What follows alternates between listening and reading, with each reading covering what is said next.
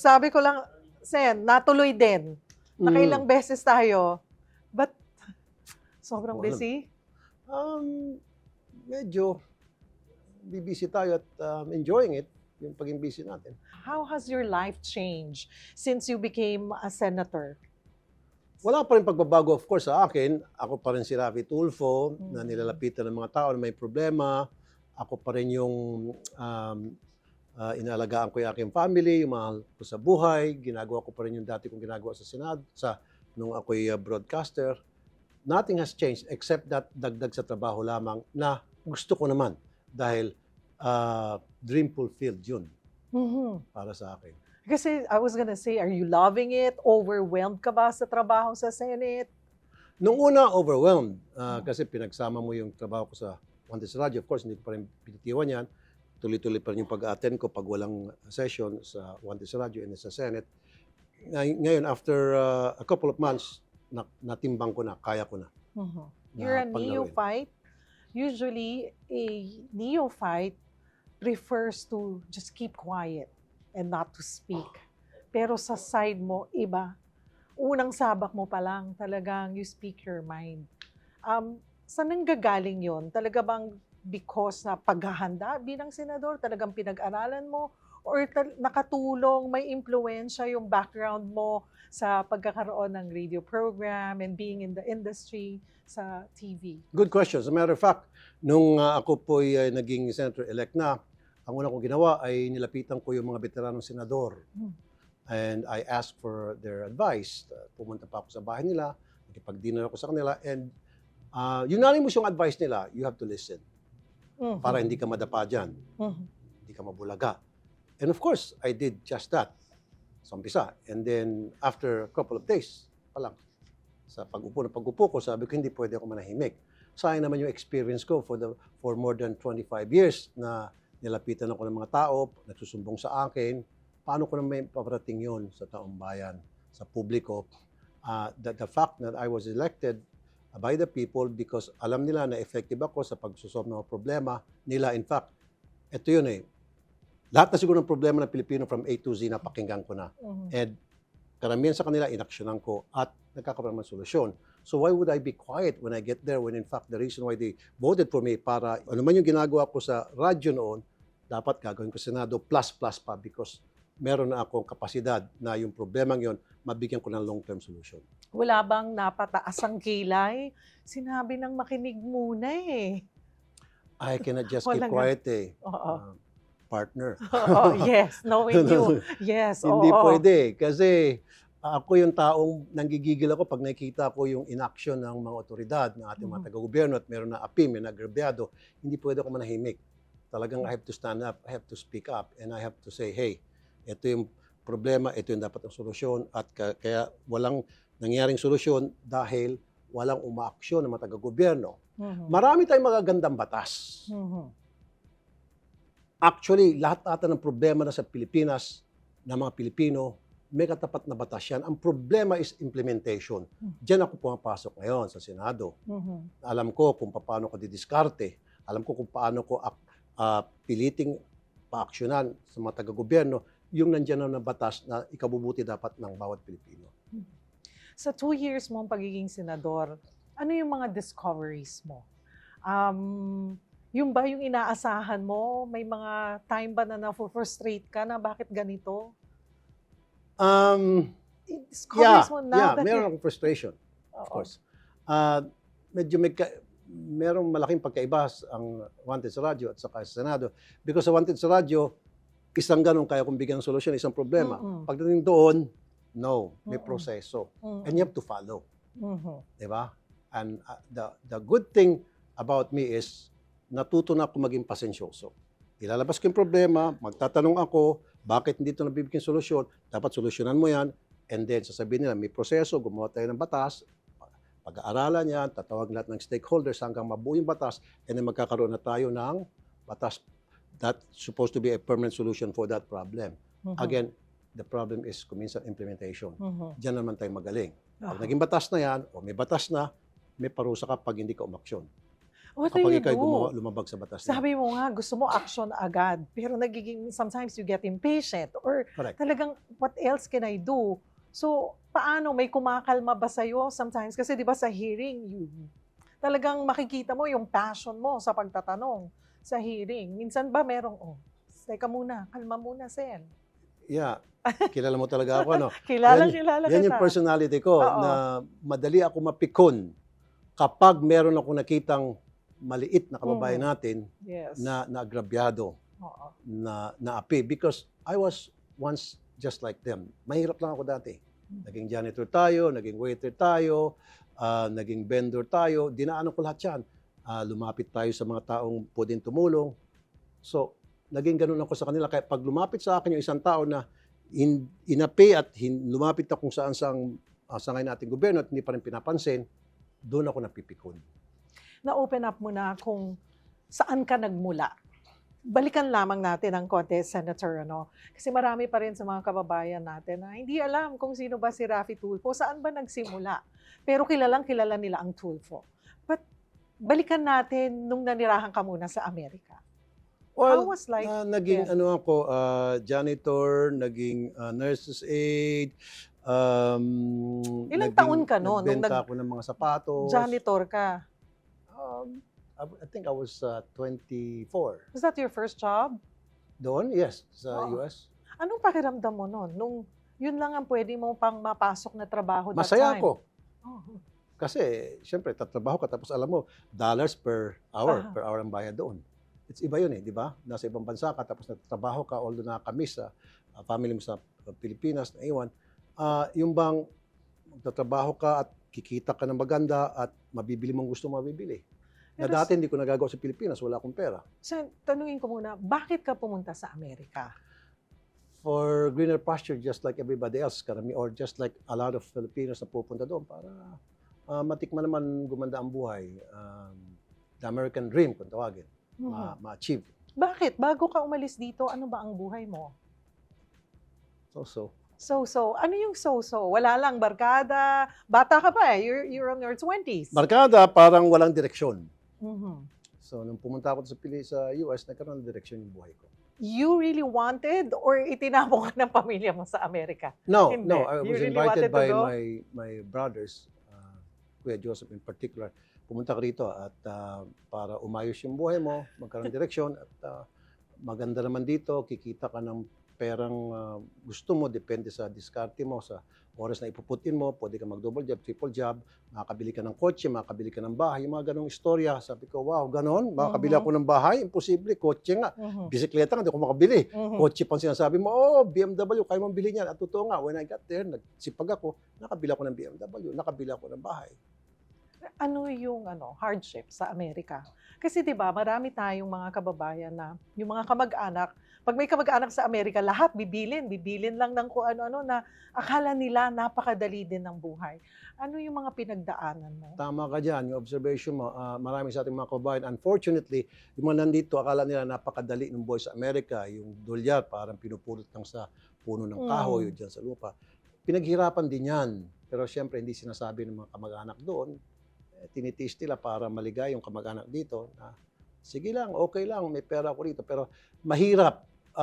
Ang kagandahan lang sa US, na-observe ko, yung discipline. Yung mga taong parang walang direksyon dito, o sabihin natin yung mga barumbado, pagdating doon, napapakatino. Sumusunod sa traffic, sumusunod sa linya, pag may pilahan. So nagbabago yung mindset nila. Nagbabago yung mga aspirations nila, na ganito pala rito, pwede palang mangarap, na para gumanda ang buhay, etc. And then, how long did you stay in the States? And then, why did you go back? 13 years ako doon, 13 years. balik ako dito, nagkaroon ako ng negosyo doon, at na-hold up tayo ng ilang beses. Yung negosyo kasi where I put up my pizza parlor, at na-hold up palagi. Pag-initan kasi hindi naman maganda yung environment. So sabi ko, mamatay ako dito, doon lang sa Pilipinas, uwi na lang ako. At upon the invitation of my brother, Kuya Mon, dito ka, baka umayos-ayos ang buhay mo rito.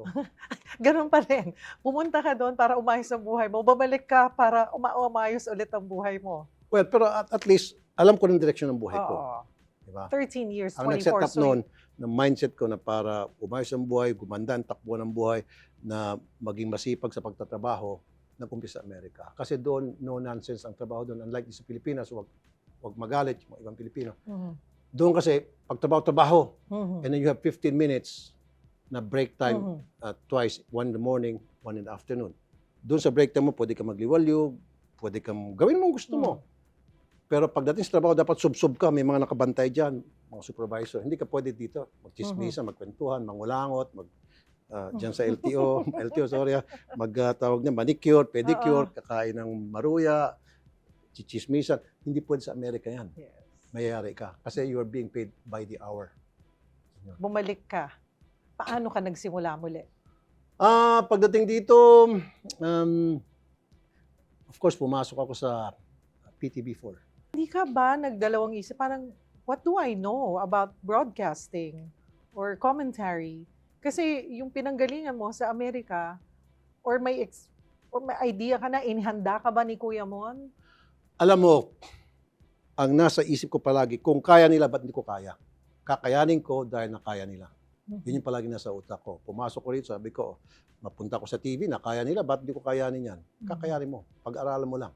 Mag-observe ka lang, manood ka. Ang style ko kasi, pag mayroon isang trabaho na gusto kong pasukin, na wala akong experience, nag-aaral ako.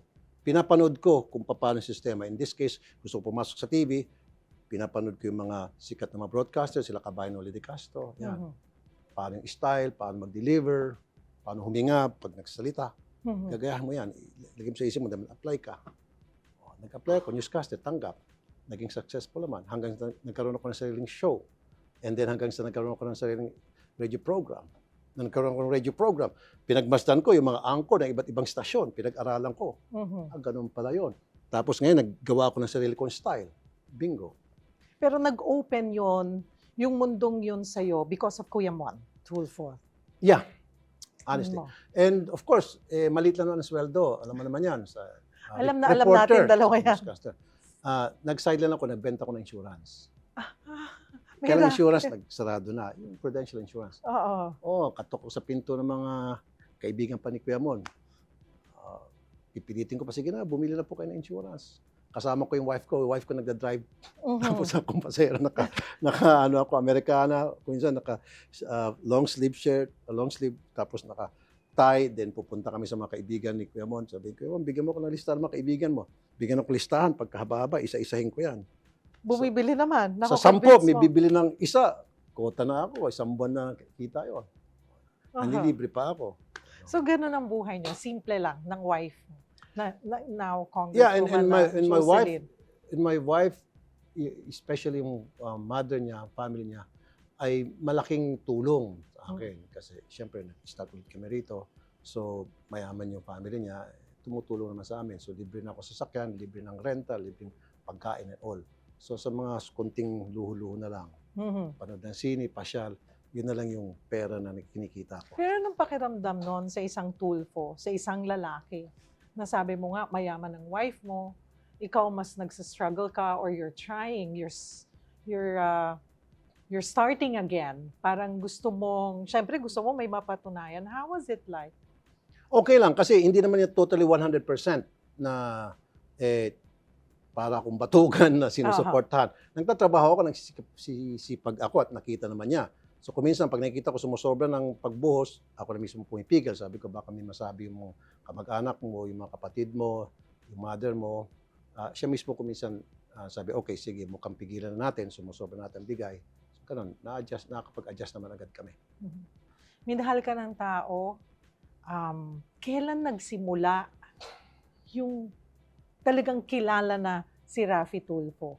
May mga pagkakataon ba nung nagsisimula ka, nalilito sila kung anong pangalan mo?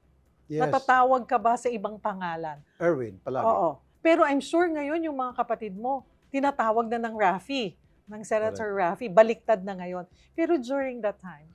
When I was in DZXL, famous na ako noon. Yung boses lang. Pero wala sa muka. Hindi pa uso yung teleradyo. Teleradyo, hindi pa uso yun. TV lang, radyo lang, boses, wala yung nakahook up sa TV at yung radio. Wala yun. Kaya palagi akong tinatawag na Erwin. Mm. Meron pa nga ako istorya niyan eh. Gusto mo pa? Yes. Share it with us. Punta kami sa Subic. Kasama kong buong family ko. Tapos while I was there in Subic, sikat na ako nun sa Wanted sa radyo lumapit sa akin yung isang PA na isang girl. May tsura, sosyal, hindi ko alam kung ano yung trabaho niya. May dalawang PA siya, yung isa LGBT na PA, lapit. Sabi, Mr. Tulfo, gusto ka makilala ng boss ko. Magpa-picture sa'yo. Saan? Andoon po. Sabi ng wife ko, okay na. Tayo ako. Lapit ako. Hello po, ma'am. Good afternoon po, ma'am. Magagabi na yun. Good afternoon. Oh, pinapanood kita. Oops, kinabahan na ako noon. Yung show mo. Tapos sabi niya, ikaw si Erwin. Ay, hindi po. Ako po si Rafi. Okay, di bali na. How did you feel? Siyempre, sama ng loob ko. Oo. Sabi nung PA niya, okay na rin po ito. Okay na rin ito. Sige na. Tulpo rin to. Hindi ko na siya. At maraming tao nakakita doon, ha? Kapatid ka na nun. Wanted na, kapatid oo. ako ni Erwin. Oo. Hindi, And I mean, you have, you're with us na. Magkakasama No, na tayo. not yet. Not yet. DZXL ako noon. Okay. Malakas yung show ko na sa DZXL. Sikat na ako na sa DZXL. Ako yung number one, ako may number one show sa DZXL. Ako nagbibitbit sa DZXL noon. So, ganun ako kasikat noon. RMN DZXL. So, nung tinabla ko, lipat ako sabi, narinig na misis ko, pati misis ko nahiya. Yung mga anak ko, naawa. Maliit pa yung mga anak ko. And it happened siguro 3-4 times pa. Di ako nagkaroon ng senaryo. Hindi ka pala si Erwin, wag na. Kasi halos magkamukha kami ni Erwin. Okay lang sa akin yun. Kasi at that time, sikat na sikat si Erwin yung sa programa niyang Mission X. Tapos kuminsan, umupo siya sa Hoy Gising. Umupo siya sa TV Patrol. TV Patrol. Sa gabi. Putok na putok si Erwin noon. So at that time, magkamukha pa kami. Ngayon, pangit na ako. Si Erwin, gwapo. So, Pero sino mas gwapo sa inyo ni Erwin? si Erwin Ni Kong siguro. Erwin. Sabi ng nanay ko, si Erwin. Sabi ng misis ko, ako. Ikaw. Okay. Okay. Ngayon, hindi na nangyayari yan. Nangyayari pa ba? Hindi na. Baka sila ang natatawag na Rafi. Sinasabi ni Erwin, natatawag siyang Rapi, pero meron pa minsan-minsan, very rare na natawag ako Erwin. Siguro die-hard fan ni Erwin yon. Hello Erwin, kung minsan nasanay na sa Erwin, sabi, hindi ako si Erwin, hindi, ikaw pala si Rapi, sorry. Alam mo. Yun. Did you ever imagine na aabot ka sa ganitong estado? Napaka sikat mo na TV personality, public servant, alam ng tao na tuwing may problema, tuwing kailangan nila ng tulong, bawat Pilipino siguro, unang sasabihin nila, ipapa-idol Rafi kita. Or yun ang nagiging panakot ngayon, ipapa-Tulfo kita, ipapa-idol Rafi kita. Naging senador ka pa. And sinasabing presidential timber. Ano ko? Did you ever imagine your life's gonna be like this? From being a janitor. Alam mo, pag in-interview ka sa trabaho, di ba, ang sinasabi, ang unang question agad, or part of the questions na itatanong sa employer, where would you be in the next 5 or 10 years? Ganun ako mag-isip. Pag meron ko pinasok na trabaho, iniisip ko agad ahead of time. In 5 years, dapat ito na ako. In 10 years, dapat ito na ako. Kaya nung pumasok ko sa media, sabi ko, one of these days, sisikat din ako. Totoo yan. Kung kaya ng mga kapatid ko na pasikat nilang kanilang mga sarili, anong pinagkaiba namin? Napasikat nilang kanilang sarili, kaya ko rin pasikatin. It's just a matter of paano mo gawin yon, paano mo ma-achieve yun. So you have to have a goal. So kaya talaga ako sumikat ng gusto because of social media. YouTube. You have 28 million followers on YouTube, 21 million on Facebook. No?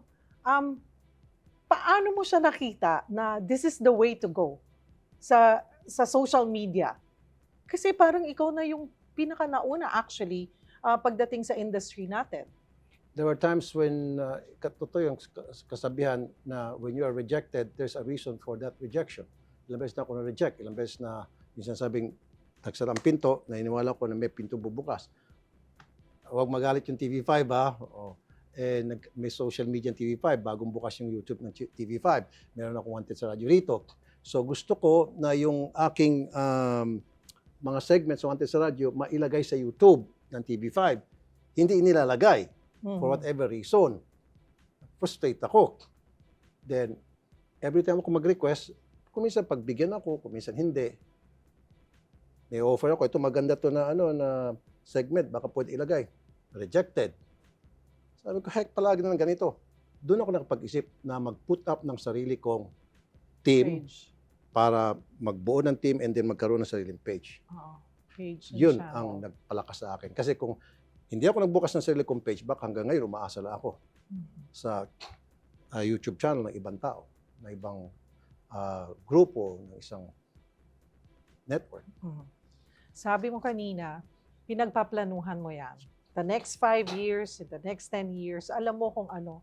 So yung pagiging senador, talagang nakita mo na yun sa'yo. Itong sa pagkasenador, no.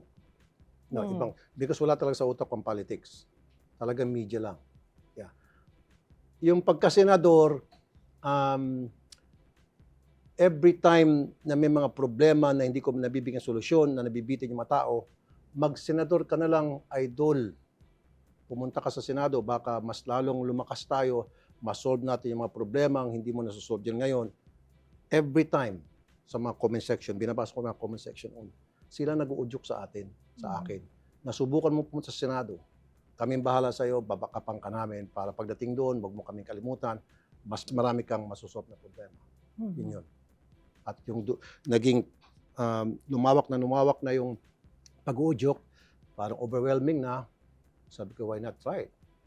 There's nothing wrong in trying. And then nagkaroon ng mga survey, then yun na, bumuboost na yung mga sa comment section. Ayan, idol, number 1 ka, sige na.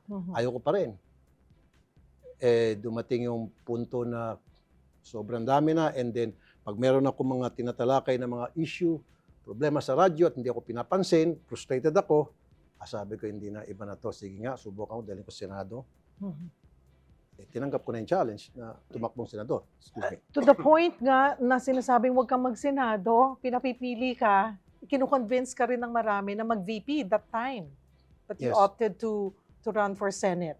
Alam ko naman limitations ko eh. Ayun. Masyado naman ako ambisyoso from broadcaster tapos vice president. Mhm. Walang kaabog-abog. Hindi.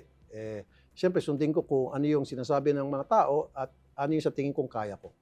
You were always number 1 pagdating sa survey, but you ended up number 3 nung nanalo na. How did you take that? Happy ako kahit na number 12. Senador pa rin ako eh. Considering you didn't spend anything.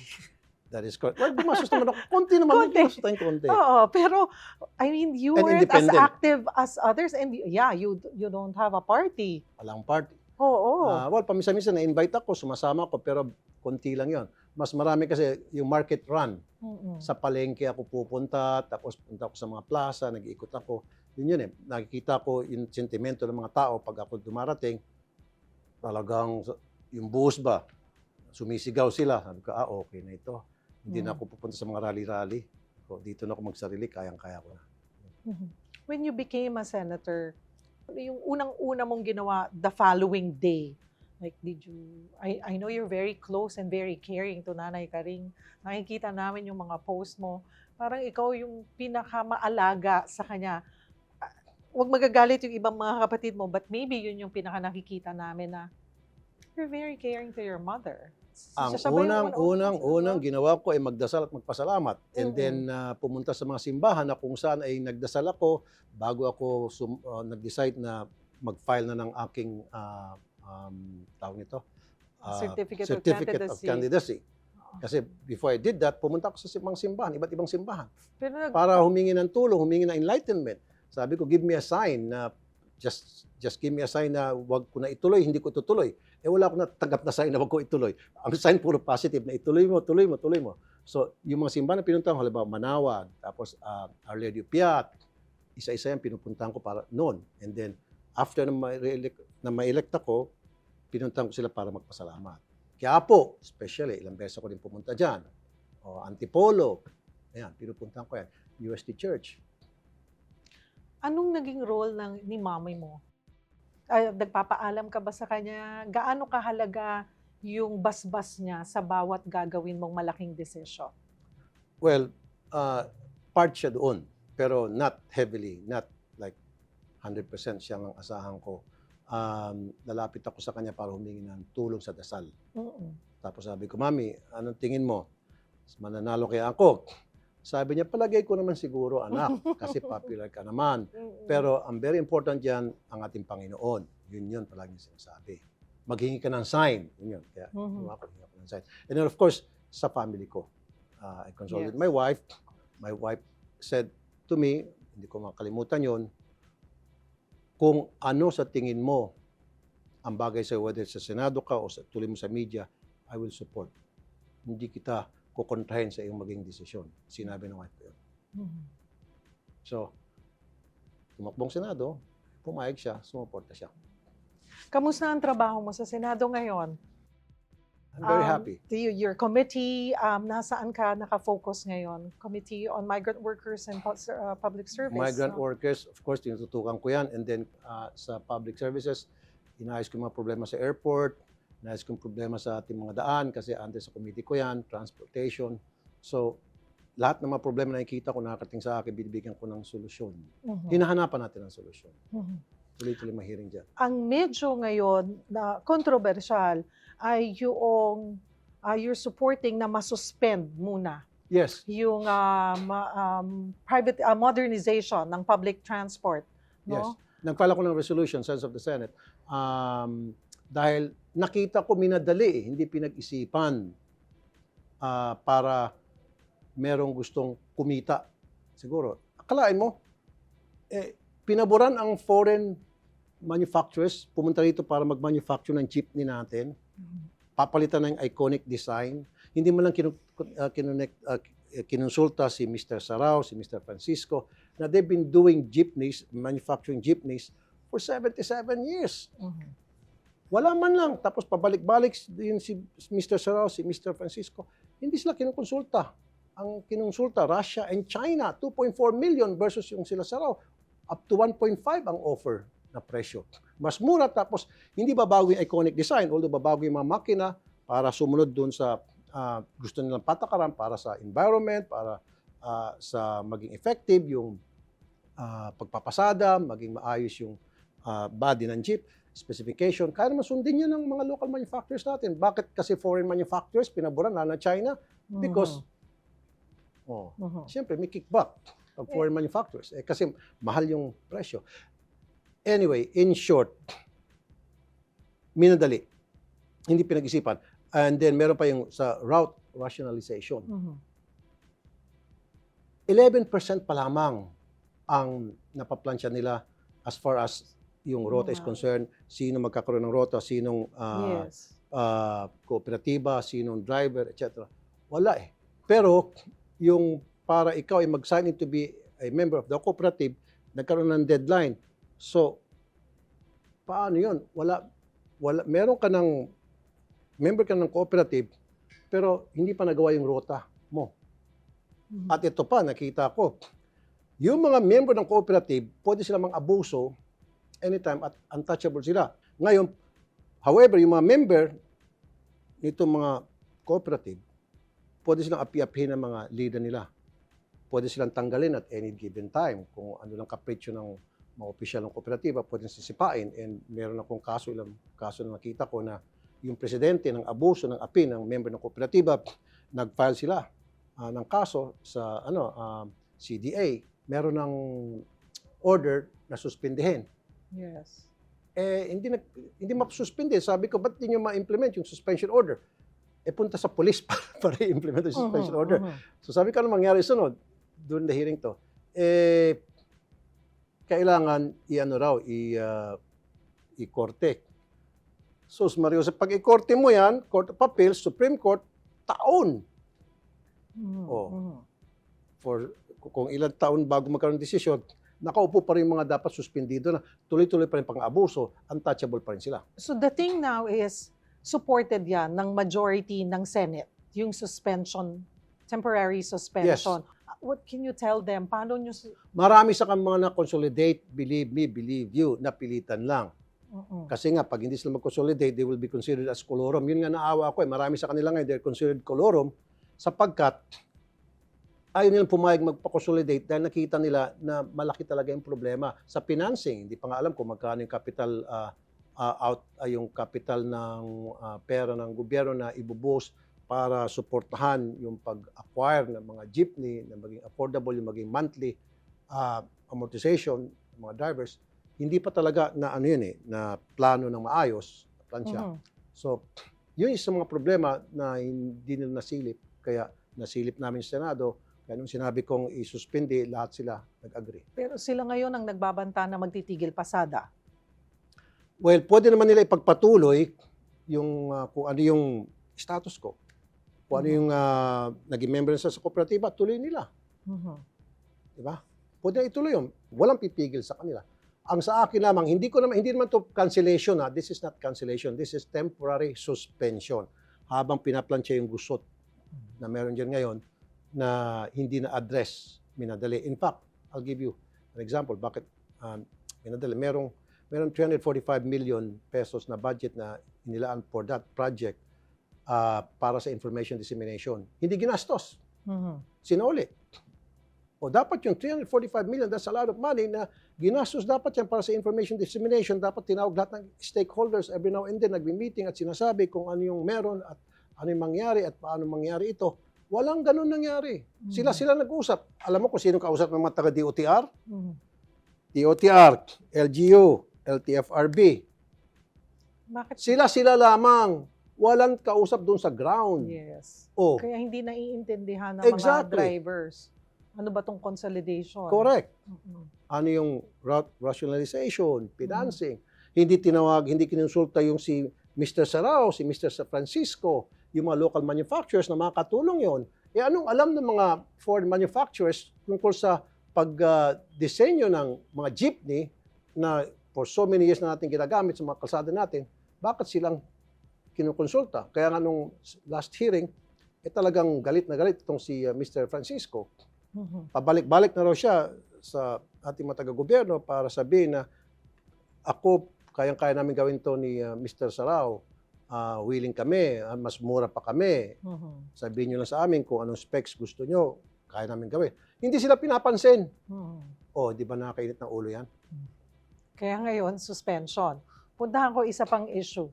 This flood control management project natin. Naramdaman natin yung hagupit ng bagyong Karina and Habagat. Nakita yung grabeng pagbaha and sinasabi ng Senado at ng ilang mga mambabatas na kailangang magkaroon ng investigasyon saan ba napunta yung daang bilyong mga pondo na inilaan dito sa daming taon. And even this year, 245 billion pesos ang inilagay ng pamahalaan for our flood management, flood control management. Are I you totally agree. This, and I will support that investigation. Pero may kasabi na it takes two to tango.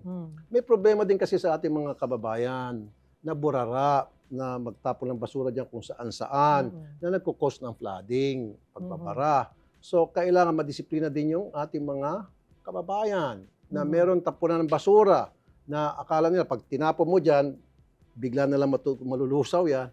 No, it's not like that. Kaya magpapasa ako siguro ng batas na taasan yung multa, yung anti-litter law natin, litter law is mahina eh. Ang multa is 500 or 1,000, first offense, 1,500. Ako, taas-taasan natin. Kausapin ko lahat ng stakeholders. Tulad sa Singapore, mataas ang multa. Yes. We don't even know kung napapatupad yung, nai-implement yun ng maayos kasi nga 500, 1,000. May naniningil ba? Exactly. Yan sinasabi ko, marami tayong magagandang batas, right? Implementation problema. Siyempre, pag-isipan natin yan, pag-aralan natin yan at in aid of legislation, pag gumawa tayo ng batas, sino mag-implement? Sino itutukan natin ng grupo ng mga tao na mag-implement ng batas na yan? Para masiguro na may maparusahan at siyempre, pag may naparusahan, kakalat yan, madadala na sila, mag-iisip na sila. And of course, pag meron ganong klaseng batas, dapat meron tayong mga garbage bin, may mga paglalagyan, may pagtatapunan, dapat maging effective din yung garbage collection natin, yung dump site natin. Diba? So, dapat sama-sama lahat yan. Other issues like isa rin sa mainit pa rin hanggang ngayon ay ang West Philippine Sea. Anong stand mo doon? Satisfied naman ako sa mga pronouncement at decision, action ng ating executive ni PBBM. Wala akong masabi sa kanya, maging him being also the commander-in-chief. Sang-ayon ako sa kanyang mga ginagawa and I support him. At wag natin pa palalain pa yung sitwasyon, yung tension. Against ako sa escalation of tension. Mhm. Mas maganda, cool lang ang pag-approach. Na dumidiin pa rin tayo na telling China, that's ours. Mhm. And The do it drug- diplomatically. The drug war, Senator. Ang sabi ni PBBM noong SONA niya, pinagmalaki niya na bloodless ang kanilang laban sa droga. Nakaraang administrasyon, madugo. Saan mong gusto Your mo? May take. namamatay o Ikaw. walang namamatay? Hindi, ikaw, Kung tanongin kita. ikaw. Ay, kung ako, syempre, walang Ayoko. namamatay. Oo.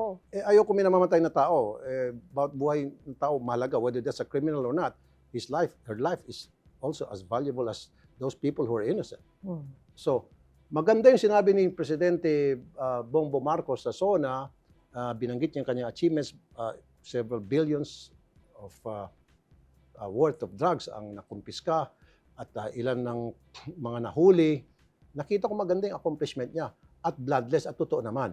Wala tayong babalitaan dyan na umiiyak yung mga magulang, pinatay ng pulis, binaril, tumatakbo na o pinantahan at sinakal, sinaksak ng pulis, pinasok bahay. Walang ganung balita ngayon, di ba? Mhm. Bloodless nga. Totoo nga sinasabi ng Presidente. Mhm. And I like that. Pagdating sa atin sa food security, marami ang umaaray. At I'm sure affected ka dahil malapit sa iyo ang taong bayan. Walang pambili ng pagkain, hindi umaabot yung kanilang kinikita sa pang-araw-araw. How should we address this? Rice production. Ito nga eh. Nakausap ko yung ambassador ng Taiwan, I think a couple of months ago. Kalain mo, yung mga anak ng farmers pupunta ng Taiwan. Mag-OFW pupunta ng Taiwan. Sila yung mga frontliners sa agriculture. Bakit pa sila kailangan pumunta sa Taiwan? Ang lawak-lawak ng lupa natin. Dapat meron tayong programa para ito mga OFWs natin, ito mga anak ng mga farmers natin na sila man tagamana ng lupa ng kanilang mga magulang, turuan natin. Mechanization, may mga programang support para sa kanila, yung mga school farms, turuan sila, bigyan sila ng tools, pagandahin yung teknolohiya na meron sila ngayon, then they will work and they will produce more rice for us. Nakakalungkot yan, di ba? Yung mga anak ng farmers natin dito pupunta sa Taiwan para doon sila maging farmer. Ba't di na nandito? At marami pang lupa sa Pilipinas na hindi pa nakukultivate. Kung pag-uusapan lamang na yung mga lupa na pwedeng tamnan ng bigas, napakarami pa dyan. So yun dapat ang isa sa mga i-develop ng ating gobyerno. Kasi food security is national security. Remember that. Diba? Hindi tayo pwedeng umaasa na lang palagi sa ibang bansa. Paano kung nagkaroon sila ng problema doon, yari tayo. Wala na tayong mapagkukunan. Halimbawa, nagkaroon natin ng isang insidente, nagkaroon ng problema sa India, isa yun sa pinagkukunan natin ng bigas, o di nabawasan yung supply natin ng bigas, import price from India, medyo tumaas bahagya yung presyo ng mga bigas. So dapat matuto tayo magtanim, huwag tayong umaasa. Of course, hindi pwedeng walang zero import tayo sa mga pagkain at mga bagay na kailangan natin dito. Pero ang sinasabi ko lang dapat, we should not heavily rely on importation. Ngayon ata, lahat ini-import na. Kulang na lang, tao import eh. Oo. Huwag naman. Huwag na. Dapat, Masabi na tayo. dapat matuto tayo maging self-sufficient. Poverty sa bansa. Bakit hanggang ngayon sa tingin mo mahirap pa rin ang Pilipinas? Well, kulang sa trabaho. Isa yan. Matataas ang presyo. Pag kulang sa trabaho, kulang sa supply. Buti nga, meron tayong mga OFWs na tumutulong para gumanda kahit paano mag-push ating ekonomiya. I think, although na-address yan nating gobyerno, poverty, ang kailangan para ma-solve yan is, ayoko naman marinig na umaasa na lang tayo palagi sa ayuda. Napakasagwa naman yon. Palaki ng palaki yung budget para sa ayuda, tapos palaki ng palaki yung mga taong walang trabaho. Ang gusto ko, one of these days, pangarap ko, although akong chairman ng DMW, one of these days, sana hindi na tayo magpadala ng mga tao sa abroad para magtrabaho at yun ang susuporta sa atin dito. Hindi, dapat sapat ng trabaho rito para dito na mamimirmi itong mga kababayan natin at tutulong sa pag-build up ng ating nation. Sabi nila, balikan ko yung Senado, sabi nila, yung ibang Senate daw, Senate staff, ang special request, pag may hearing, umattend ka. Kasi pumupunta daw ang mga reporter, ang media, pag nandun ka. Anong comment mo doon? I don't know about that. Pero ang alam ko, nasabi to sa akin ng mga kasamahan ko senador, gusto nila nandun ako dahil pag may mga hearing, usually magagaling ang mga researcher ko, magaling din ako mag-research, gumagawa ako ng research, so marami ako na ambag doon sa topic na yon at hand.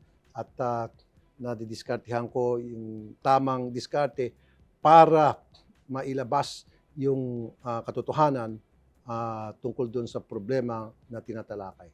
So in a way, ang obserbasyon ko sa yan, when I watch the hearings also, pag nagsasalita ka rin, yes, you are a senator, but at the same time, nandoon yung representation ng isang ordinaryong Juan de la Cruz. Kasi minsan, di ba, pag kapwa mo, pare-pareho kayong politiko, kayo lang nagkakaintindihan eh. Hindi naman naririnig. Nakikita ko sa'yo din kung ano yung isang normal, isang Juan de la Cruz. So, even yung pag-comments and then even when you ask questions, sometimes parang ang nanggagaling sa isang Juan de la Cruz. That is correct. Absolutely, positively, definitely, 100% correct ka dyan. Kasi nga, yung mga dinadala ko sa Senado ng mga problema, karamihan sa kanila galing sa wanted sa radyo. And of course, dadaling ko ngayon as resource persons, yung mga complainant, nandun sila para pakita ko sa kanila na sa Senado, na hindi ko gawa-gawa, hindi ko katang-isip itong mga problema inilapit sa akin na pinipresenta ko ngayon sa taong bayan. These are the people affected and they are here to support me and to tell me their stories and to tell us their stories. And we have, whether we like it or not, gawa natin ang paraan na para ma-solve itong problema nila once and for all. Maaga ang politika ngayon, usaping politika, midterm elections, diba? Pero maagang dumadating, pagdating sa mga survey, nangunguna ka. Oops! Ayan, tatanungin ko lang. Hindi kasi napanood kita minsan sa radyo, na nakiusap ka sa mga survey firms, huwag nyo na akong isali dyan. Yes, totoo yan. Even up to now, I want it that way. Kung pwede lang pakiusap ko, eto, baka mapanood tayo ulit ng mga survey companies. Please, huwag niyo po ako isama. Huwag po. Kasi yung ginagawa niyo po, that's mind setting. So ngayon, isipin ng mga tao, tatakbo ako. Kasi, anong reason ba't nasa-survey? Para sabihin sa mga tao, pag ito, si Juan, si Pedro tatakbo, ito yung ratings nila, ito yung posibilidad na sino sa kanilang pwede manalo. So nakalagay na sa utak ng tao kung sino matatakbo, kung hindi ako tatakbo, ba't niyo ako isali dyan? Pero anong pakiramdam mo nung nalaman mo yung resulta ng survey? Not that you're interested to run, but knowing the result na pag pinagtapat daw kayo ni VP Sara, abay mas lamang ka pa. Chances are mas mananalo ka pa. I don't want to answer that question kasi hindi ako, well, happy ako dahil maraming titiwala sa akin, pero too early. The fact na para sabihin kong, ano gusto mo sabihin, na pinagdikit kami ni Sara, ayoko. Ayoko, kasi walang mangyaring ganun.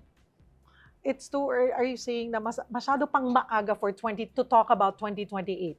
Ito nga na sinabi ko na ito noon, na-promise ako sa radyo, hindi ko na pag-usapan dito ngayon, pero alang-alang sa'yo. Thank you. Sa'yo. Nakakasama ng loob, kahit nakaupo pa lang ni PBBM, ni President Bongbong Marcos, so wala pa siyang 1 year, nasa honeymoon period pa lang siya, meron na agad mga survey. Respetuhin naman natin yung presidente natin, bigyan natin siya pagkakataon na makapagtrabaho. Bakit tayo nagpapasurvey na agad at pinag-uusapan agad kung sinong susunod na presidente, sinong susunod na papalit sa kanya? Nakaka-insulto yon. Come on, sino ba may pakana ng mga ganon? Hayaan natin si presidente, gusto yung mga survey sa presidential poll. 2026 nyo gawin yan. 2027, bakit ang aga-aga? Ngayon, sobrang aga. Pamumulitika na agad. Kaya dyan nagkakagiwang-giwang yung ating bayan. Nag-aaway-away yung ating bayan. Sige, Sen. Tatanungin kita in 2027 ulit. Promise mo yan, ha? Ako sa 2028. 2020, sa June. 2026, 2027. Babalikan kita on that. Once I get re-elected as senator, ayun. Gusto mo malaman, presidente. Tatawagan. Gusto mo talaga sabihin ko na tatubong presidente. Sige, I will run for president. Homeowners Association namin. Homeowners Association. Mananalo ba ako? Sigurado yan. Pero balikan kita on that issue in 2026 or 2027. Pupuntahan ko muna yung 2025 na midterm elections. Oh, hindi naman ako electionist. Oo. Pero, dalawa sa kapatid mo nangunguna sa survey. Nangunguna si Congressman Erwin Tulfo at pang-apat si Ben Tulfo. Anong reaction mo when you learned about that? I saw it. And then I told them, of course, hindi ko na pwedeng sabihin yung mga napag-usapan namin. Ito lang masasabi ko. Hindi ko pwedeng diktahan sila kung anong dapat nilang gawin. I can only suggest, I can only tell them, although dinidinay ng pareho, natatakbo sila, parehong hindi. Tumataw lang ako. And of course, yung iba na pag-usapan namin, I'm not gonna say anything. But what I can tell you is, wala sa ugali ko na magdikta sa mga kapatid ko. I can only suggest, I can only make some, give some advice dahil nauna na ako, etc. etc. Hanggang doon lang pwede kong gawin. Pero kumonsulta na ba sila sa'yo? Well, not really konsulta. They talked to me and they told me about things na mga plano nila sa buhay, of course. And humingi sila sa akin ng advice. Of course, bibigay ko advice. Kung ano man advice ang kailangan nila. Anong in-advise? Na dapat kung halimbawa, sabi ko, halimbawa, eto, sinabi ko talaga to sa both.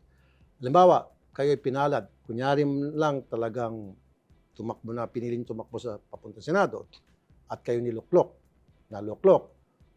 Ito lang talaga, huwag niyong sayangin ang boto ng tao. Yun ang piece of advice ko nila. Alam na nila yun. Matatanda na sila at matatalino na may mga kapatid ko. So, alam nila, pag sinabi ko, huwag niyong sayangin. Kung sakaling kayo ay baka sakali, punta ng Senado at naluklok kayo, pinalad kayo, huwag niyong sayangin ang boto ng tao. So, magkaka-T3 sa Senate? That I don't know. Depende kung talagang tatakbo sila. Paano kung di sila tatakbo? T1. But it's okay with you? Kasi marami na kayo, ha? Who am I to stop them? Oo. I cannot stop them. If they choose to run, I cannot. And I will not. I will dare not. Yun din ba ang bilin mo sa pamilya mo? Si Congresswoman Jocelyn, your son, Congressman Ralph, and then I think your daughter also might get involved also sa politics, or kahit na sinong kamag-anak, relative na humingi ng advice sa'yo, ganyan din ba ang pinapaalala mo sa kanila na huwag sasayangin ang boto ng taong bayan? That is very important. Kasi gusto ng tao ikaw eh. So bakit mo pigilan yung kung gusto ng tao? Diba?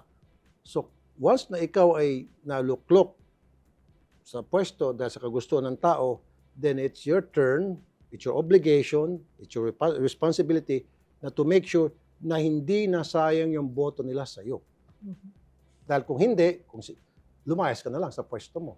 Totoo yan. Ba't ka pa tumagal sa pwesto mo kung hindi ka pala nagpe-perform ka?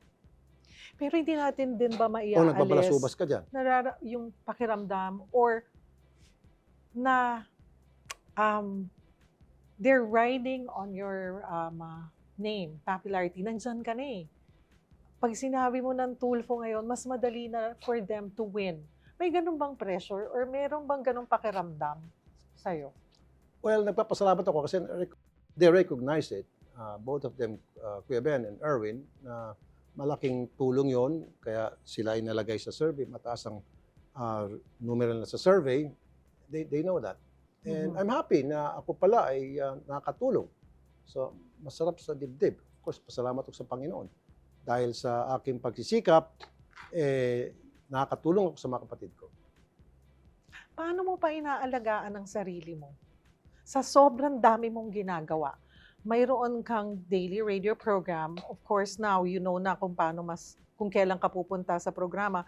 You have a once a week program also. You do the public service. You're a senator. You're a family man. Paano inaalagaan ang sarili mo? Good question.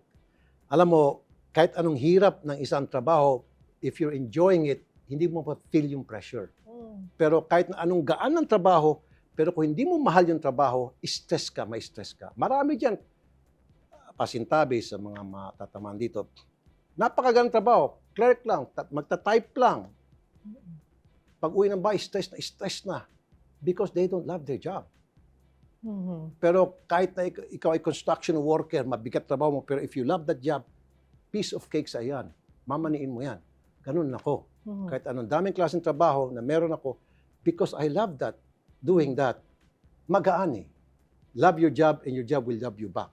Yun. How's a typical day for you? Parang anong oras gumigising si Senator Raffy? Anong kinakain ni Senator Raffy? Anong oras natutulog? May time ka pa bang lumabas kasama pa rin ng friends mo? May ganun pa ba? Of course, kailangan ko yung makipag-socialize for your mental health. Hindi naman pwede pag sa bahay ka lang Anong tapos socializing? Paano pag gumigimik or lumalabas, nag-hangout ang isang Senator Raffy? Hindi ko gimmick. Wala na? Pang mga bata yan eh. Yung pupunta dinner kasama yung friends, mag-red wine, kwentuhan lang, parang get together. Yun, ginagawa ko yun sa mga friends ko. Of course, pinipili ko yung mga taong sasamahan ko. And then, of course, with my family. And then after that, tutulog ko ng mga 11, sa 12, then gisa ko ng mga 7, then I hit the treadmill, then sauna, and then konting stretching, and then go to work. Ganun lang. Typical And then, binabawas-bawasan ko na magkain ng karne, maliban sa chicken, more on veggie. May time pa ba for any hobby? Maliban sa isa kang fashionista? Wala na akong hobby. Siyempre, kasi ang naging kapalit niyan sa hobby ko is yung napakarami kong trabaho. So, unlike sa iba na pwede mag-golf, pwede mag-basketball, mag-tennis, wala na sa akin yun. Hindi ko na kaya gawin yun. Mas prefer ko pa, kung meron pa magdagdag na trabaho dyan, tatangkapin ko pa kasi I'll enjoy it. Pero kayo magkakapatid, do you hang out? Bibihira kasi may kanya-kanya kaming buhay, may kanya-kanya kaming trabaho at magkakaibang kaibigan namin. Once in a while, pero not that much. You said na, okay, on my last few questions, you said na you still socialize, you hang out with other friends. May mga pagkakataon pa ba, they know that you're married, may mga lumalapit pa rin girls? Kasi pag sinabi mo pa rin Tulfo, nakadikit dyan na lapitin ng mga girls. Yan ba image lang or totoong lapitin kayo? Haka-haka lang yun.